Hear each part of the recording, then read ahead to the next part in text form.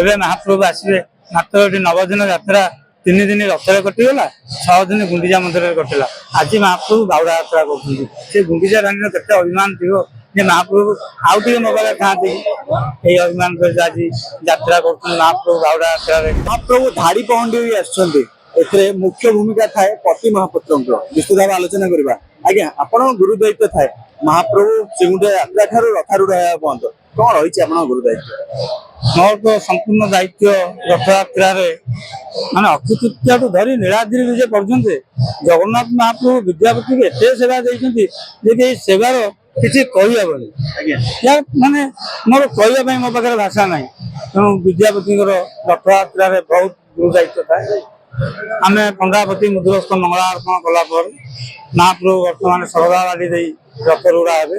ରଥ ଉପରେ ମହାପ୍ରଭୁ ବିରାଜମାନ କରିସାରିଲା ପରେ ଗଜପତିଙ୍କର ଛେରା ପହଁରା କରାଯିବ। ଛେରା ପହଁରା କରିସାରିଲା ପରେ ମହାପ୍ରଭୁଙ୍କର ରଥଟଣା ନୀତି ଆରମ୍ଭ।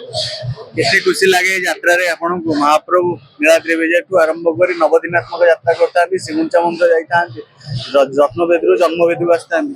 ଏତେ ଖୁସି ଲାଗେ ଯେ ଏ ଯାତ୍ରାରେ କହିହେବନି। ଯେତେବେଳେ ଘଣ୍ଟ କାହାଳି ବାଜିଯାଏ, ଏ ଶରୀର ଭିତରେ ଏ ରକ୍ତ ଏତେ ଉତ୍ତପ୍ତ ହେଇକି ଉଠି ଆସେ ଯେ ଆଉ କହିହେବନି। ଯେ ଘରେ ବି ମଧ୍ୟ ଆମେ କେହି ରହିପାରିବୁନି ମହାପ୍ରଭୁଙ୍କର ଘଣ୍ଟ ବାଜିବ। ତେଣୁ ଆସିବୁ ମହାପ୍ରଭୁଙ୍କ ସେବା କରିବୁ। ମହାପ୍ରଭୁଙ୍କ ସେବା ସରିଲେ ଆମେ ପୁଣି ବାହୁଡ଼ିବୁ। ଏଇ ସେବା କରିବା ପାଇଁ ଆପଣଙ୍କୁ ନିଷ୍ଠା ରହିବାକୁ ପଡିଥାଏ। କେତେ ଦିନ ଘର ଦ୍ୱାରଠୁ ଆପଣ ସକାଳୁ ସନ୍ଧ୍ୟା ପର୍ଯ୍ୟନ୍ତ ନିଷ୍ଠା ରହିବାକୁ ପଡିଥାଏ। ଆମର ସମସ୍ତ ପରିବାର ପୁରା ସ୍ନାନ ପୂର୍ଣ୍ଣିମା ଠାରୁ ନୀଳାଦ୍ରି ବିଜେ ପର୍ଯ୍ୟନ୍ତ ଆମ ଘରେ କେହି କୁଣିଆ ଆସିବେନି କି ଆମେ କାହା ଘରକୁ ଯିବୁନି ଖାଇବା ପାଇଁ। ଏଇଟା ସମସ୍ତ ଦଇତାପତିଙ୍କର ଇଏ ହେଉଛି ଗୋଟେ ବଡ଼।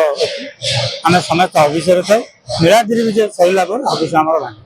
ନୀଳାଞ୍ଚଳ ଅବଢ଼ା ଖାଇସାରିଲା ପୁଣି ଆର ବର୍ଷକୁ ମା ଗୁଣ୍ଡିଚା ମନ୍ଦିର ଅପେକ୍ଷା କରି, ମା ଗୁଣ୍ଡିଚା ଅପେକ୍ଷା କରି ଏପଟେ ନାକଚଣା ଦ୍ୱାରା ବି ପୁଣି ବର୍ଷ ସରିଲେ ମହାପ୍ରଭୁ ଆସିବେ।